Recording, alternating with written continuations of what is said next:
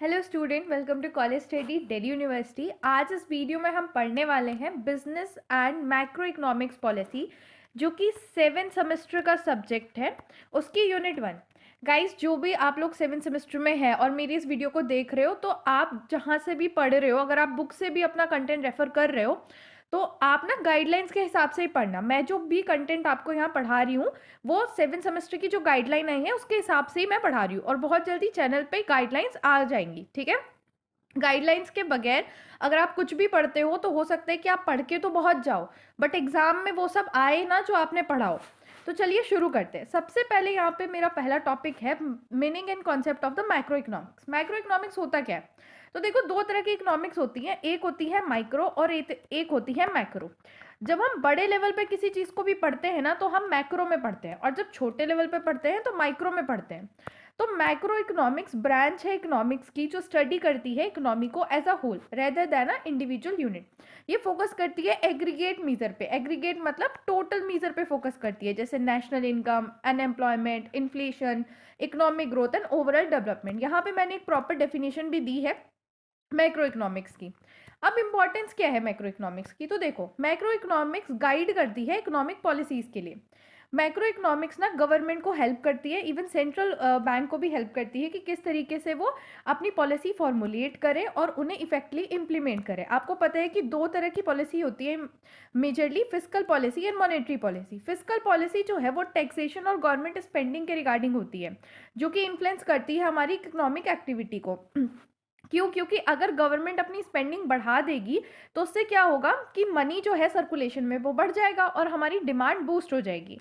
Monetary policy जो है वो सेंट्रल बैंक हैंडल करता है मॉनेटरी पॉलिसी को, इंटरेस्ट रेट और मनी सप्लाई को कंट्रोल करता है, और इसी की हेल्प से वो इन्फ्लेशन को भी कंट्रोल करता है। Then understanding the economic growth. देखो, इकोनॉमी की कैसी हेल्थ है, मतलब हमारी इकोनॉमी बूस्ट कर रही है या फिर रिसेशन पे है, डिप्रेशन पे है, वो भी हमें मैक्रो इकोनॉमिक्स की हेल्प से ही पता चलता है। क्यों? मैक्रो इकोनॉमिक्स के वेरिएबल्स है जैसे नेशनल इनकम, जीडीपी, जो मेजर करती है कि टोटल आउटपुट कितना है गुड्स एंड सर्विसेज का, इंडिकेट करती है कि क्या इकोनॉमी ग्रो कर रही है या कॉन्ट्रैक्टिंग हो रही है। एम्प्लॉयमेंट एंड अनएम्प्लॉयमेंट, ये एनालाइज करते हैं कि ओवरऑल लेवल ऑफ एम्प्लॉयमेंट कितना है, और उसके हिसाब से पॉलिसी भी बनाते हैं ताकि हम फुल एम्प्लॉयमेंट लेवल को अचीव कर लें। अब अगर किसी कंट्री में एम्प्लॉयमेंट बहुत हाई है तो आप क्या कहोगे कि वो कंट्री की इकोनॉमी बूस्ट कर रही है।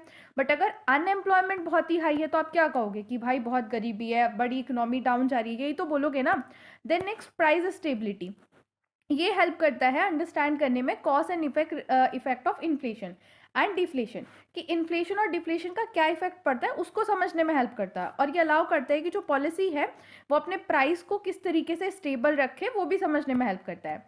Then third, fostering economic growth and development. देखो, मैक्रो इकोनॉमिक्स पॉलिसी ना, जो मैक्रो इकोनॉमिक्स है वो आइडेंटिफाई करती है वो ड्राइवर्स जो कि लॉन्ग टर्म इकोनॉमिक ग्रोथ में हेल्प करते हैं, और हेल्प करते हैं नेशन को भी कि वो प्लान कर सके better future.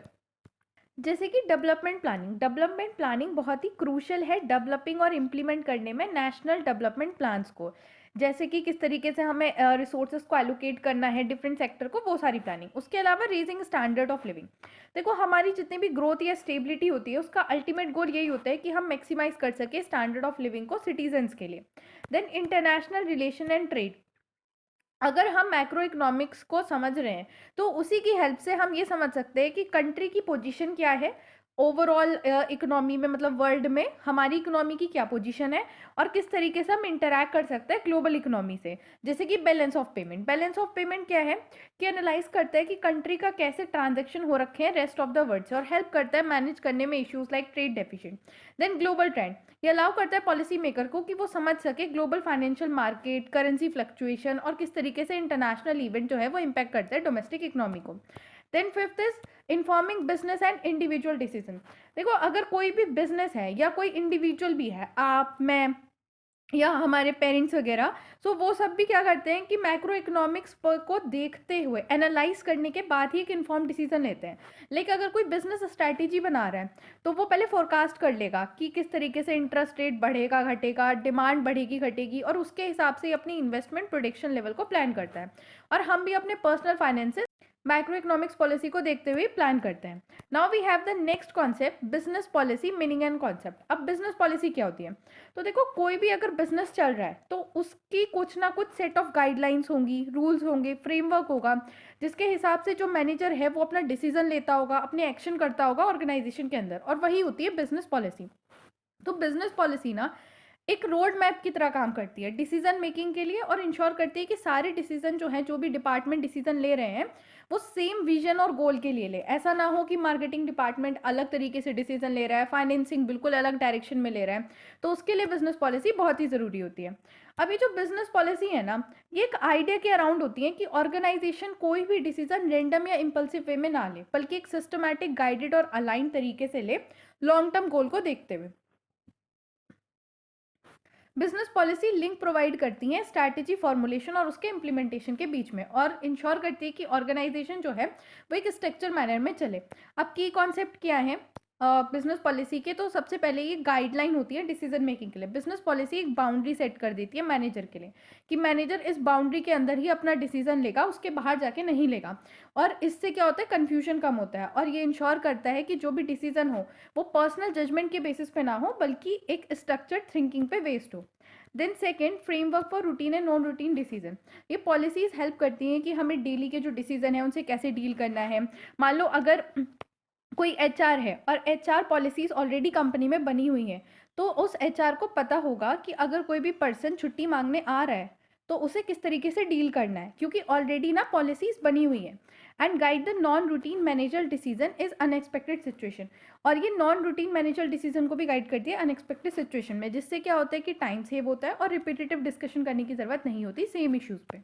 Then alignment with the business objective. Business policy ensure करती है कि जितने भी डिपार्टमेंट हैं वो एक कॉमन ऑर्गेनाइजेशन गोल के लिए काम करें, ताकि इंटीग्रेटेड एफर्ट हो और कोई भी कॉन्फ्लिक्ट ना हो डिसीजन में।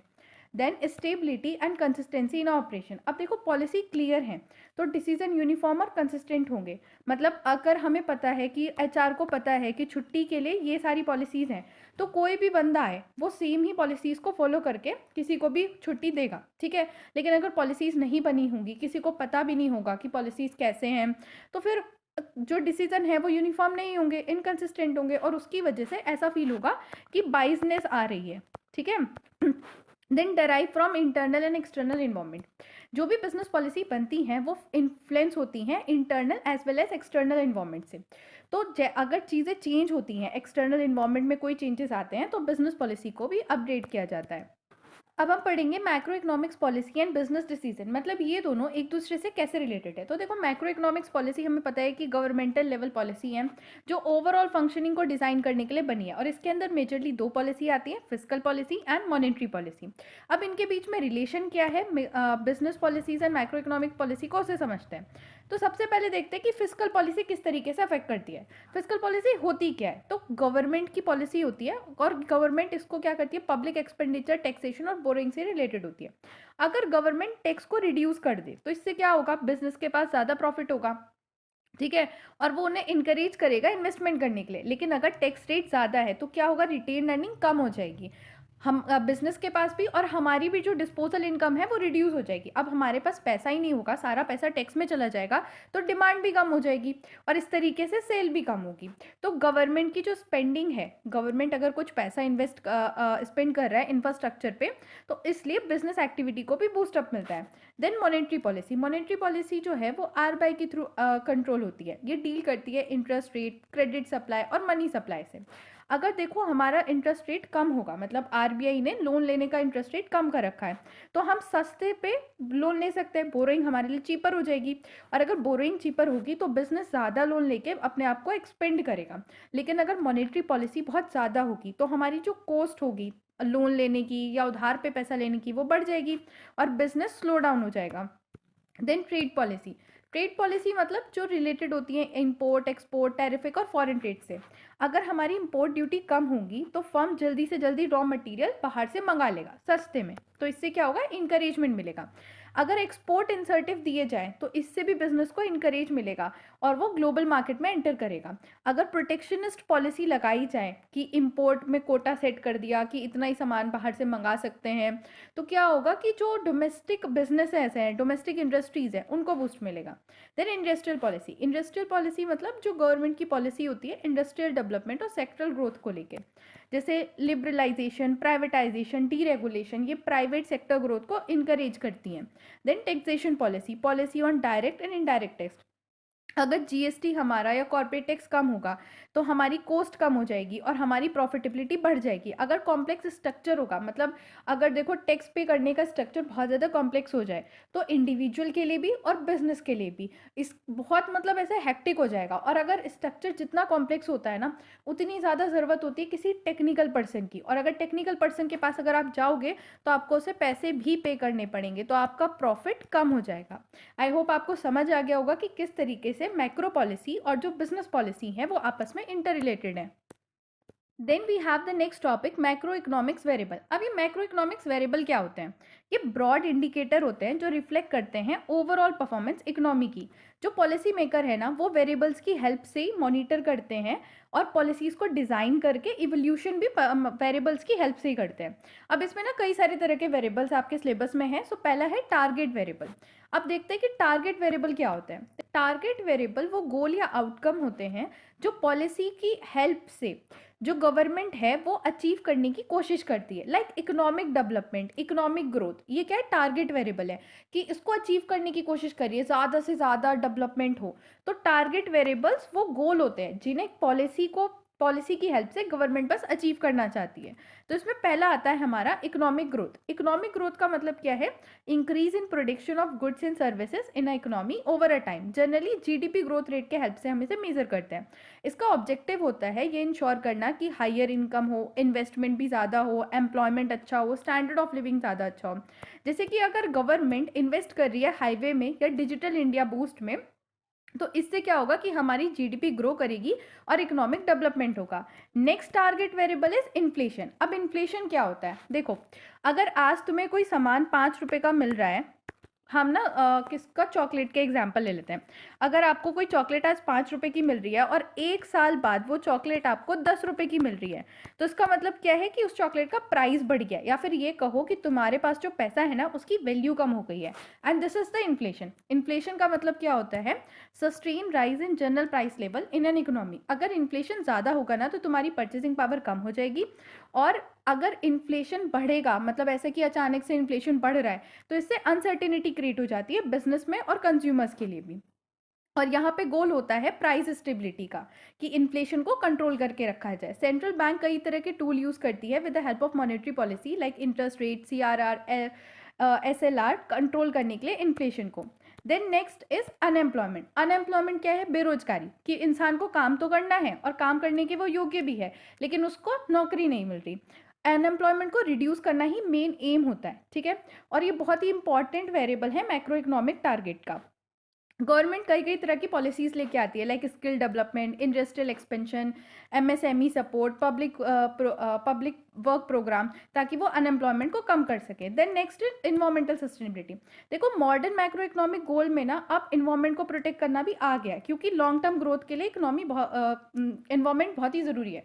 तुम खुद देख सकते हो कि दिल्ली में इस टाइम इतना ज़्यादा पॉल्यूशन है और सब लोग बोल रहे हैं कि गवर्नमेंट को इस पॉल्यूशन को कंट्रोल करवाना चाहिए, कुछ करना चाहिए। क्यों? Because environmental is very important for the long term growth. अब यहाँ पे फोकस करा जाता है pollution control, renewable energy, climate change mitigation and sustainable production के ऊपर, ठीक है। Then we have globalisation. Globalisation का मतलब क्या होता है कि अपनी इकोनॉमी को वर्ल्ड की इकोनॉमी के साथ इंटीग्रेट करना, ट्रेड, इन्वेस्टमेंट, टेक्नोलॉजी और फाइनेंस के थ्रू। मैक्रो इकोनॉमिक पॉलिसी का एम होता है कि हम अपनी इकोनॉमी को ना कॉम्पिटिटिव बनाए ग्लोबली। इसके अंदर क्या आता है कि फॉरेन ट्रेड पॉलिसी, हमारी FDI regulation, export promotion, participation in a world market, ये सारी चीज़ इसमें आती हैं। Then we have next type of variables, that is intermediate variable. अब इंटरमीडिएट का मतलब क्या होता है? बीच में। तो इसका काम भी वैसा ही है। जो पॉलिसी टूल और फाइनल इकोनॉमिक टारगेट हमने ऊपर अभी पढ़े हैं, उनके बीच का जो काम होता है ना, that is intermediate variable. Intermediate variable are policy oriented variable, जो हेल्प करते हैं गवर्नमेंट को और सेंट्रल बैंक को कि वो फाइनल टारगेट आउटकम जो हमने ऊपर अभी पढ़ा है ना, ये टारगेट 5 इनको अचीव करने में ये हेल्प करता है। ये वेरिएबल जो होते हैं नॉट अ गोल देमसेल्फ, वो खुद में गोल नहीं होते, लेकिन एक तरह के टूल या चैनल होते हैं जिसकी हेल्प से मैक्रो इकोनॉमिक पॉलिसी को ऑपरेट करके गोल्स को अचीव करा जाता है। तो इसमें पहला आता है हमारा मनी सप्लाई। मनी सप्लाई क्या होती है? टोटल अमाउंट ऑफ मनी जो सर्कुलेट हो रही है इकोनॉमी में at a particular point of time. ध्यान रखना, जो मनी सप्लाई है वो हमारा स्टॉक कॉन्सेप्ट है। स्टॉक कॉन्सेप्ट क्या होता है? जो मेजर किया जाता है एक पर्टिकुलर पॉइंट ऑफ टाइम। ठीक है।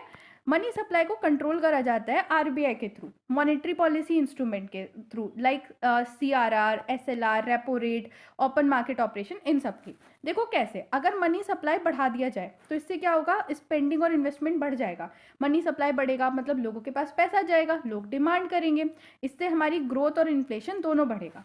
लेकिन अगर मनी सप्लाई को कम कर दिया जाए तो इन्फ्लेशन तो कंट्रोल हो जाएगा, लेकिन हमारी जो बिजनेस एक्टिविटी है वो भी स्लो हो जाएंगी। Then next variable is interest rate. Interest rate क्या होता है? देखो, आप अगर कोई भी लोन लेते हो तो लोन लेने के टाइम पे आपको इंटरेस्ट पे करना पड़ता है। तो this is the cost of boring, या फिर ये कहो कि जिसका पैसा उसने आपको दिया है उस पे उसे रिटर्न मिलता है, तो it is a return on saving, कुछ भी कह सकते हो। ये की टूल है जो इन्फ्लुएंस करता है इन्वेस्टमेंट और कंजम्पशन को। अगर इंटरेस्ट रेट कम होगा तो मतलब सस्ता लोन, ज़्यादा बिजनेस, इन्वेस्टमेंट एंड कंजम्पशन। अब अगर आपको कोई कह दे कि 1% पे आपको मैं लोन दे रही हूँ और वो भी पूरे 2 साल के लिए, तो आप आराम से लोन लेके अपना काम करोगे ना पहले। ठीक है, आप ज़्यादा बिजनेस इन्वेस्टमेंट करोगे, कंजम्पशन करोगे। लेकिन अगर इंटरेस्ट रेट हाई है तो इससे क्या होगा? आपकी बोरिंग रिड्यूस हो जाएंगी और इन्फ्लेशन पे कंट्रोल आ जाएगा। Then next we have the wage rate. Wage rate क्या होता है? जो भी हम लेबर को पेमेंट करते हैं फॉर अ वर्क परफॉर्म, वो वेज रेट होता है। वेज रेट जो है वो cost of production, labour supply और लिविंग स्टैंडर्ड को इन्फ्लुएंस करता है। अगर वेजेस हाई होंगी तो परचेसिंग पावर तो बढ़ेगी लोगों की, क्योंकि अगर ये मान लो चिंटू है, ठीक है, और ये चिंटू मेरे यहाँ काम कर रहा है, तो पहले मैं इसको दे रही थी 100 रुपये, अब मैं इसको दे रही हूँ 200 रुपये। तो पहले चिंटू जो है ऐसी नॉर्मल सी टी शर्ट पहन के आता था, अब 200 रुपये मिलने के बाद Chintu hi fi T shirt पहन के आता है। तो इससे क्या है? इसकी परचेसिंग पावर बढ़ गई, अब अपना कंजम्पशन बढ़ा रहा है, मतलब डिमांड बढ़ा रहा है। लेकिन मेरे लिए तो कॉस्ट बढ़ गई ना, तो प्रोडक्शन कॉस्ट जो है वो बढ़ जाएगी। Then next variable we have the fiscal deficit. Fiscal deficit क्या होता है? देखो, जब गवर्नमेंट की एक्सपेंडिचर गवर्नमेंट के रेवेन्यू से ज़्यादा हो जाती है, मतलब गवर्नमेंट के खर्चे ज़्यादा होते हैं और उसका जो कमाई होती है वो कम हो जाती है, तो उसे कहते हैं फिस्कल डेफिसिट। और जब आपके खर्चे ज़्यादा होंगे, कमाई कम होगी, तो आप उधार लोगे, तो इससे क्या होता है कि बोरिंग की नीड पड़ती है। High fiscal deficit inflation cause करती है और high public debt. Control deficit promote करती है फिस्कल स्टेबिलिटी को और कंट्रोल इन्वेस्टर के कॉन्फिडेंस को भी इंक्रीज करती है। Then next we have foreign direct investment. Foreign direct investment का मतलब क्या होता है कि जो भी फॉरेन कंपनी आपकी डोमेस्टिक बिजनेस या इंडस्ट्रीज में इन्वेस्ट करती हैं, that is foreign direct investment. ये इंक्रीज करती है capital flow, employment, technology transfer और एक्सपोर्ट कैपेसिटी को। ठीक है। Next we have current account deficit. देखो, करेंट अकाउंट डेफिसिट तब होता है जब कंट्री का import of goods and services ज़्यादा होता है एक्सपोर्ट से। मतलब ये इंडिया है, ठीक है, और ये चाइना। अब इंडिया ना चाइना से इंपोर्ट ज़्यादा कर रही है और एक्सपोर्ट कम कर रही है, तो इसकी वजह से करंट अकाउंट डेफिसिट हो जाएगा। अगर नॉर्मल करंट अकाउंट डेफिसिट है तो चलता है, लेकिन अगर बहुत ही ज़्यादा है तो इससे क्या होगा कि आपकी जो करेंसी है वो भी वीक हो जाएगी। और भाई, जब आप इंपोर्ट ज़्यादा कर रहे हो तो आप अपने पास से पैसा दूसरी कंट्री को दे रहे हो, तो आपके जो फॉरेन रिजर्व हैं वो भी ख़त्म होने शुरू हो जाएंगे। Then next variable we have is instrument variable. अब इंस्ट्रूमेंट वेरिएबल वो पॉलिसी टूल होते हैं जो डायरेक्टली कंट्रोल करे जाते हैं गवर्नमेंट और सेंट्रल बैंक के द्वारा इन्फ्लुएंस करने के लिए इंटरमीडिएटरी वेरिएबल्स को, और वो अचीव करते हैं टारगेट वेरिएबल को। आई होप आपको समझ आ रहा होगा हायरार्की। सबसे पहले देखो, हमारे इंस्ट्रूमेंट वेरिएबल आते हैं, उसके बाद हमारे आते हैं intermediatory and then the target. ठीक है। इंस्ट्रूमेंट वेरिएबल से हम इंटरमीडिएटरी को ट्रिगर करते हैं और उससे हम टारगेट वेरिएबल को अचीव करने की कोशिश करते हैं। जो डायरेक्टली गवर्नमेंट के हाथ में होते हैं या गवर्नमेंट के कंट्रोल में होते हैं वो इंस्ट्रूमेंट वेरिएबल होते हैं। ठीक है। They are action based lever जिनका यूज किया जाता है रेगुलेट करने के लिए इकोनॉमिक एक्टिविटी और कंट्रोल करने के लिए इन्फ्लेशन फ्लक्चुएशन। तो सबसे पहले इसमें जो हमारी पॉलिसीज आती हैं वो होती है स्टेबलाइजेशन पॉलिसी। देखो, स्टेबलाइजेशन पॉलिसी ना शॉर्ट टर्म होती है, इसको एक एग्जाम्पल से समझो। मान लो अगर हमारी कंट्री में अचानक से बहुत ज़्यादा बेरोजगारी बढ़ जाती है, तो गवर्नमेंट क्या करेगी, स्टेबलाइजेशन पॉलिसी का यूज़ करेगी। और स्टेबलाइजेशन पॉलिसी का यूज़ करके क्या कोशिश करेगी कि जो एम्प्लॉयमेंट है वो कम से कम स्टेबल हो जाए। ये नहीं सोचेगी कि एम्प्लॉयमेंट तो बाद में स्टेबल कर लेंगे, पहले ना कंट्री को सुपर पावर बना लेते हैं, ठीक है, जो भी सबसे हाई फाई इकोनॉमी है वो क्रिएट कर लेते हैं, क्योंकि वो पॉसिबल भी नहीं है। तो वो जो शॉर्ट टर्म पॉलिसीज़ गवर्नमेंट लगाएगी एम्प्लॉयमेंट बढ़ाने के लिए, अनएम्प्लॉयमेंट को थोड़ा कंट्रोल करने के लिए, वो होंगी हमारी स्टेबलाइजेशन पॉलिसी। ओके, तो स्टेबलाइजेशन पॉलिसी के जो कंपोनेंट है उसमें पहला है हमारा फिस्कल पॉलिसी। फिस्कल पॉलिसी जो है वो गवर्नमेंट रेवेन्यू और एक्सपेंडिचर से रिलेटेड होता है। इसको यूज़ करा जाता है एग्रीगेट डिमांड, एग्रीगेट मतलब टोटल डिमांड को मैनेज करने के लिए। इसको इम्प्लीमेंट करने के लिए हम tax rate, government spending, borrowing, subsidy वगैरह का यूज़ करते हैं। अब ये स्टेबलाइज कैसे करती है इकोनॉमी को वो भी समझ लो, क्योंकि तुम्हारे पास कंटेंट होना चाहिए एग्जाम में अच्छे से लिखने का। तो अगर रिसेशन है तो गवर्नमेंट क्या करेगी, अपनी एक्सपेंडिचर बढ़ा देगी और टैक्सेस को कम कर देगी। अब अगर गवर्नमेंट अपनी एक्सपेंडिचर बढ़ा रही है तो इसका मतलब क्या है कि वो सामान परचेस कर रही है बिजनेसेस से, ठीक है, मनी सप्लाई को बढ़ा रही है, जिससे क्या होगा, लोगों में पैसा होगा, और पैसा होगा तो डिमांड बढ़ेगी।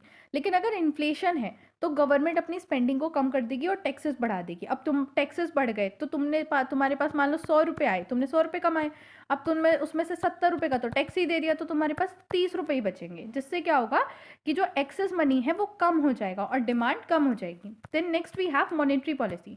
मॉनेटरी पॉलिसी जो है वो आरबीआई के कंट्रोल में होती है, और आरबीआई मॉनेटरी पॉलिसीज की हेल्प से मनी सप्लाई, क्रेडिट और इंटरेस्ट रेट वगैरह को कंट्रोल करता है। जो मेजर ये इंस्ट्रूमेंट यूज़ करता है वो होते हैं repo rate, bank rate, SLR, open market operation. I hope आपने 12th इकोनॉमिक्स में ये सारी चीज़ें तो पढ़ी ही होंगी। अब इसको स्टेबलाइज कैसे करता है ये, अगर इन्फ्लेशन होता है ना तो आरबीआई इंटरेस्ट रेट बढ़ा देगा। अब देखो इंटरेस्ट रेट बढ़ गया तो जहां आपको लोन जो है वो 5% पे मिल रहा था, अब वो 12% पे मिल रहा है, तो आप बोरोइंग कम करोगे। अब आपके पास पैसा ही नहीं होगा, आपने उधार लिया ही नहीं, तो अब आप खर्च कैसे करोगे, तो मतलब आपकी स्पेंडिंग भी कम हो जाएगी। देन फाइट रिसेशन, आरबीआई क्या करता है, रिड्यूस कर देता है इंटरेस्ट रेट, इंकरेज करने के लिए लोन और इन्वेस्टमेंट। अगर पैसा कम होता है तो इंटरेस्ट रेट क्या करा, वापस 5% कर दिया। अब आप पैसा भी लोगे, खर्च भी करोगे, जिससे क्या होगा कि इन्वेस्टमेंट बढ़ेगी, डिमांड बढ़ेगी और इकोनॉमी जो है वो बूस्ट करेगी। Next we have the trade policy. Trade policy मतलब इंपोर्ट एक्सपोर्ट, टैरिफिक कोटा और ट्रेड एग्रीमेंट के रिगार्डिंग होता है। इसका एम होता है इंटरनेशनल ट्रेड को रेगुलेट करना और डोमेस्टिक इंडस्ट्री को प्रोटेक्ट करना। अभी कैसे स्टेबलाइज करता है, तो देखो export promotion policy foreign earning को इंक्रीज करती है, क्योंकि मैं ज़्यादा से ज़्यादा अगर एक्सपोर्ट करूँगी अपनी कंट्री से तो वहाँ से मेरे पास पैसा आएगा, सॉरी डॉलर आएगा, दूसरी करेंसी आती है ना guys, foreign exchange. Then import restriction, अगर मैं इम्पोर्ट पर रिस्ट्रिक्शन लगाऊंगी तो मेरा जो पैसा है वो बाहर दूसरी कंट्रीज में नहीं जाएगा। टेरिफिक अगर मैं रिड्यूस करती हूँ तो लोअर कॉस्ट पे रॉ मटेरियल आएगा और इससे प्रोडक्शन बढ़ेगी। Then next we have exchange rate policy. Exchange rate policy manage करती है value of domestic currency against the foreign currency.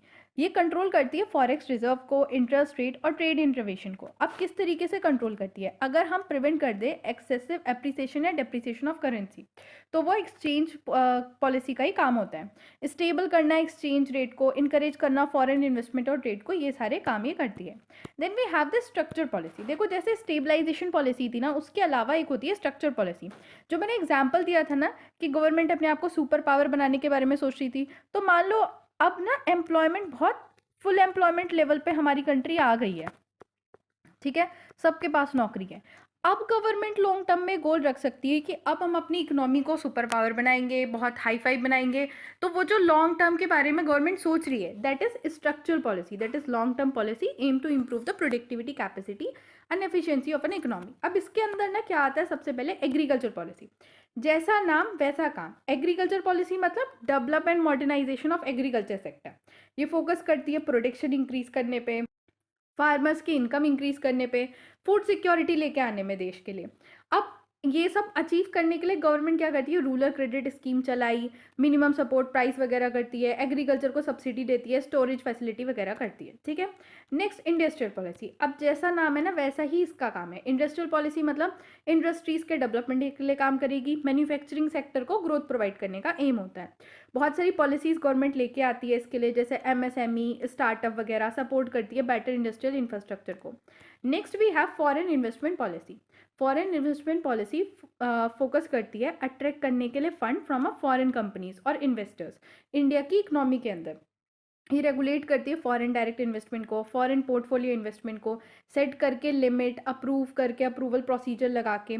इसके अलावा गवर्नमेंट ने ना इंकरेज करने के लिए इन्वेस्टमेंट स्पेशल इकोनॉमिक जोन भी बनाए हैं, स्ट्रीमलाइन प्रोसीजर भी किया है, मतलब प्रोसीजर बहुत ही फ्लेक्सिबल और ईजी कर दिया है ताकि ज़्यादा से ज़्यादा इन्वेस्टर्स इंडिया में इन्वेस्ट करें। इसके अलावा नेक्स्ट आती है foreign exchange policy. Foreign exchange policy manage करती है फॉरेन करेंसी के फ्लो को, ठीक है। इसका एम होता है कि एक स्टेबिलिटी बनी रहे एक्सचेंज रेट में ताकि आराम से ट्रेड होता रहे और फॉरेन एक्सचेंज रिजर्व हमारे पास अच्छा खासा रहे। अब इसके लिए गवर्नमेंट ने जो फीमा एक्ट है वो इसको गवर्न करता है और आरबीआई इसमें बहुत ही इंपॉर्टेंट रोल प्ले करता है।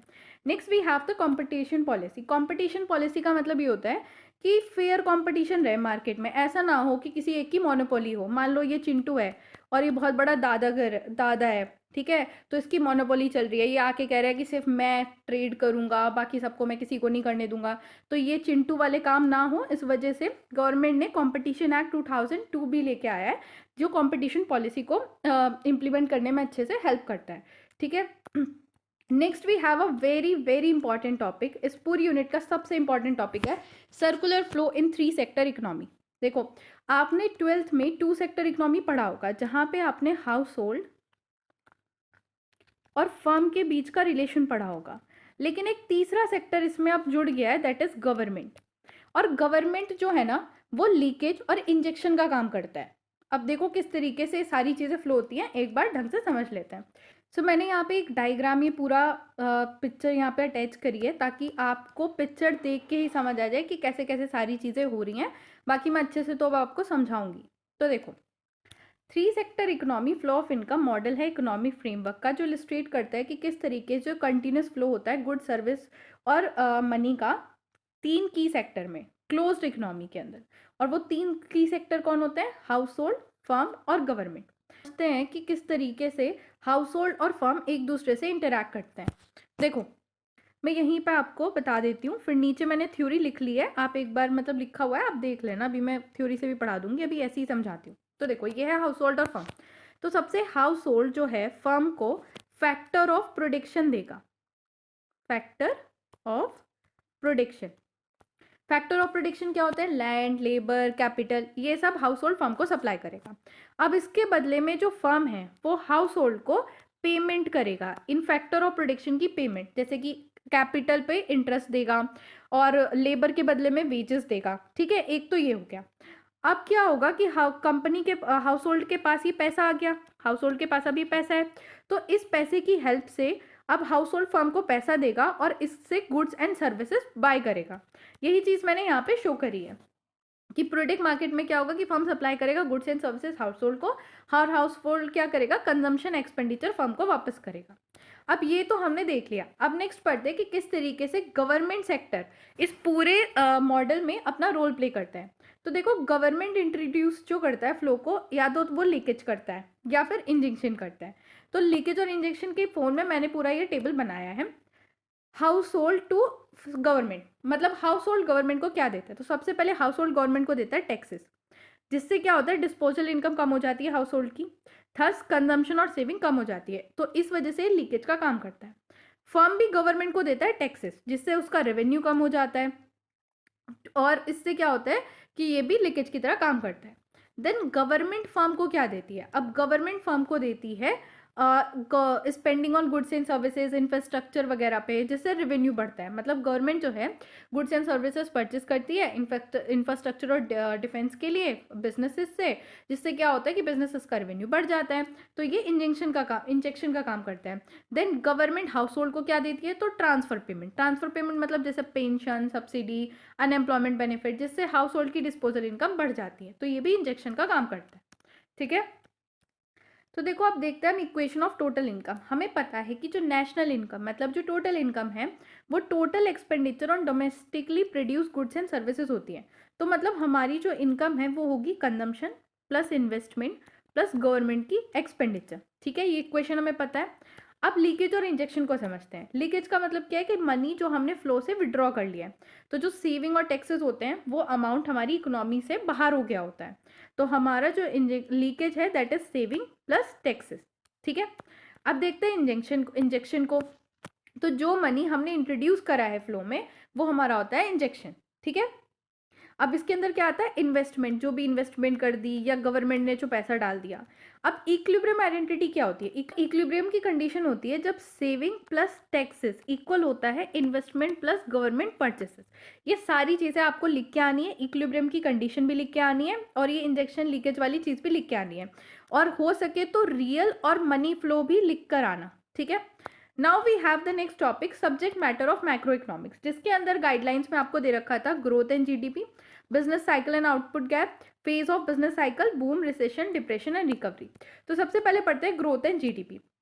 देखो जीडीपी क्या होती है, जीडीपी मतलब ग्रॉस डोमेस्टिक प्रोडक्ट। ये टोटल मॉनेटरी वैल्यू होती है जितने भी गुड्स एंड सर्विसेज, वो भी फाइनल वाले, इंटरमीडिएटरी नहीं, फाइनल वाले गुड्स एंड सर्विसेज कंट्री के बॉर्डर के अंदर स्पेसिफिक पीरियड ऑफ टाइम में प्रोड्यूस हुआ है, दैट इज जीडीपी।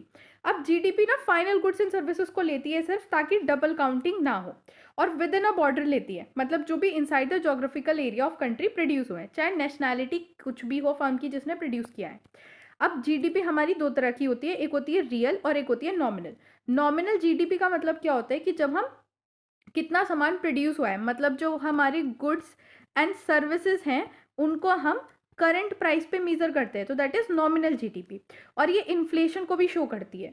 लेकिन रियल जीडीपी जो है वो इन्फ्लेशन को एडजस्ट करने के बाद जो आउटपुट आया है उसको मेजर करती है, और रियल जीडीपी ही ट्रू इंडिकेटर होती है change in production of volume का, और ये कैलकुलेट कर, इसी के हेल्प से इकोनॉमिक ग्रोथ की कैलकुलेशन होती है। मतलब ये जो अभी हम इकोनॉमिक ग्रोथ पढ़ेंगे ना, ये रियल जीडीपी की वजह से ही कैलकुलेट होती है। अब आते हैं इकोनॉमिक ग्रोथ। तो इकोनॉमिक ग्रोथ क्या होता है, अब देखो इकोनॉमिक ग्रोथ का मतलब है कि हमारी इकोनॉमी ग्रो कर रही है, वो भी रियल वाली, मतलब inflation adjusted market value of goods and services produce by economy over a time. इसके की फीचर्स क्या होते हैं कि इसका जो मेजरमेंट होता है वो हम ऐसे करते हैं, economic growth is equals to जो रियल जीडीपी है करंट ईयर वाली, मतलब इस ईयर की, minus previous year divide by previous year into 100, मतलब हम परसेंटेज में इसको मेजर करते हैं। ठीक है, नेक्स्ट हमारा इसका टॉपिक आता है बिजनेस साइकिल। बिजनेस साइकिल का एक बहुत ही बढ़िया सा डायग्राम मैंने यहाँ पे शो किया है, ताकि आप डायग्राम देखो और आपको ना समझ आ जाए कि क्या होती है बिजनेस साइकिल। पूरे चारों चीज़ें मैंने इसमें दिखा रखी है। Now let's go to the content. Business cycle क्या होती है, तो बिजनेस साइकिल पीरियोडिक फ्लक्चुएशन होता है लेवल ऑफ इकोनॉमिक एक्टिविटी का इकोनॉमी के अंदर over a period of time. इसके 4 मेजर फेजेस होते हैं, एक boom, recession, depression and recovery. अब देखो तुम यहाँ से देखो, ठीक है, ये एक ग्राफ है, इसी के हेल्प से ना मैं तुम्हें पूरा समझा दूंगी। देखो ये जो सबसे एक्सट्रीम पॉइंट है सबसे ऊपर, इसे कहते हैं पीक। ठीक है, ये जो सबसे नीचे वाला पॉइंट है इसे कहते हैं डिप्रेशन। ठीक है, पीक और डिप्रेशन हो गए। अब ये जो ऊपर से नीचे गिरता हुआ वाला है, ये वाली जो चीज है यहाँ, ये गिरती हुई वाली, दिस इज कॉल्ड रिसेशन, इसे कहते हैं रिसेशन। और ये नीचे से ऊपर बढ़ती हुई वाली जो चीज है इसे कहते हैं रिकवरी। आई होप आपको चारों चीजें समझ आ गई होंगी। जब बिल्कुल एक्सट्रीम पे होती है, मतलब बहुत बढ़िया चल रही होती है सारी चीजें, एम्प्लॉयमेंट फुल पे होता है और क्या कहते हैं डिमांड बूस्ट कर रही होती है, सब कुछ एकदम परफेक्ट होता है, दैट इज पीक। लेकिन जब वो चीजें खराब होनी शुरू होती हैं दैट इज रिसेशन, और बिल्कुल ही लो पे पहुंच जाता है, मतलब खते तहस नहस जमीन में घुस गया, दैट इज डिप्रेशन।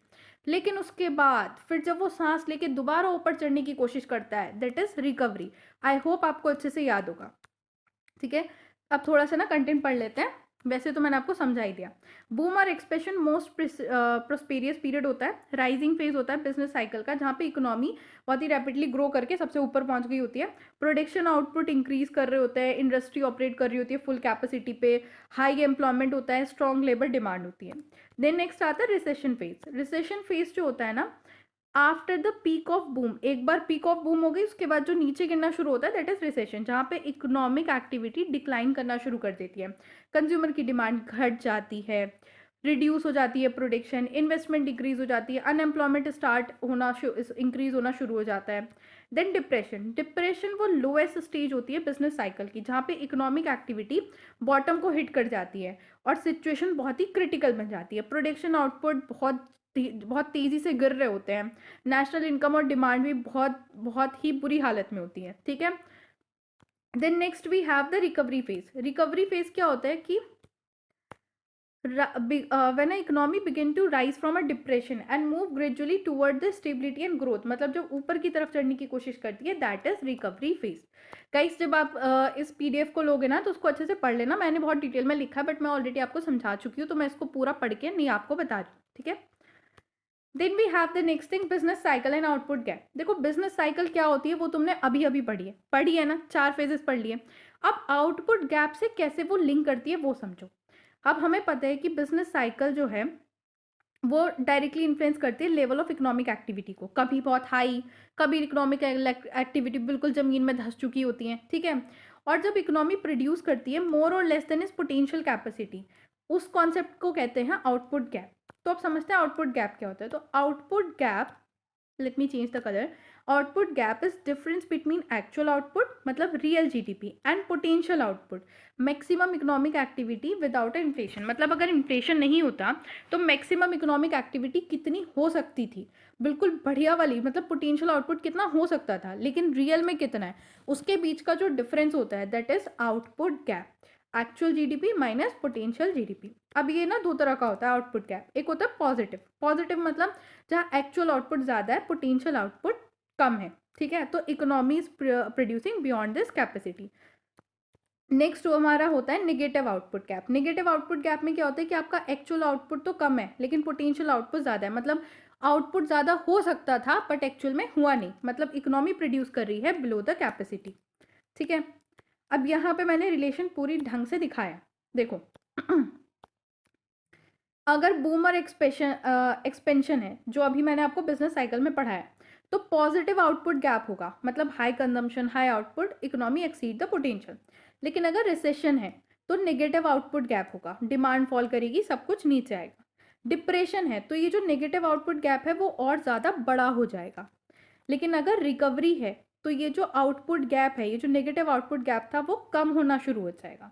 तो ये होता है रिलेशन। तो इसी के साथ आपकी जो यूनिट 1 है वो हो जाती है complete. Thanks for watching. Video को लाइक करो, चैनल को सब्सक्राइब करो और वीडियो को हाइप भी करो। अगर आपको ये नोट्स चाहिए तो आप इन्हें परचेस कर सकते हो फ्रॉम द गूगल फॉर्म, जिसका लिंक आपको डिस्क्रिप्शन बॉक्स में मिल जाएगा बहुत ही कम प्राइसेस पे। So thank you.